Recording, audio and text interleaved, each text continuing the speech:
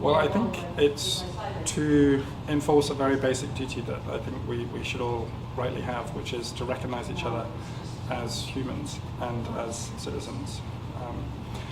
I think that's the most important thing, because without that without that recognition of people, of each other as humans, you can't begin to build any kind of peaceful democratic order at all. So I think it's really a value that lies at the very heart of democracy itself, and therefore can be enforced by a democracy without illegitimately silencing people. Well, I think the classic example is when they try and do what only blasphemy laws should do, and I think most democratic countries have realised that blasphemy laws should be jettisoned, and the UK jettisoned it a few years ago. So essentially they go much too far if they try and restrict or prohibit criticisms of religious beliefs or even religious practices. I think those have to be wide open to debate in society, and I think that's the classic example of where hate speech laws go too far.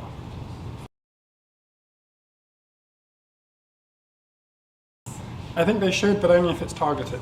So I think that if you send a message to someone particularly, which they in a sense have no choice but to read, then that's more akin to shouting an insult at them in the street. You're kind of directly assaulting them. But I don't think there should be any difference if the media, if it's just put into general circulation through social media. I don't see any difference of standard there with traditional media now. I think it only really works as a symbol. There's probably no real evidence that hate speech laws actually do anything more than sometimes cause people to be a bit more careful about the kind of language they use, but not really moderating the message they put forward. So I think you can't really base them on the concrete good that they do. I think they largely stand as a symbol for society's most fundamental values, and perhaps are a symbol in that sense to minority groups of saying, look, the state stands behind you and will do what it can to make sure that you're not treated in demeaning or dehumanising ways, but that is a largely symbolic protection.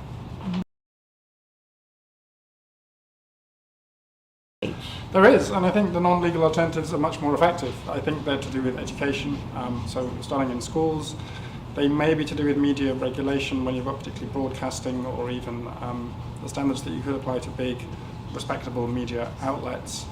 I think there's things like speech codes that apply in particular circumstances. So I think that, for example, racial harassment should be remedied by codes in the workplace. You can have the same thing on campuses. And I think the whole kind of cultural resource that the state has should be directed towards trying to ensure an atmosphere of tolerance and mutual respect. And I think all those kinds of things are far more effective than the negative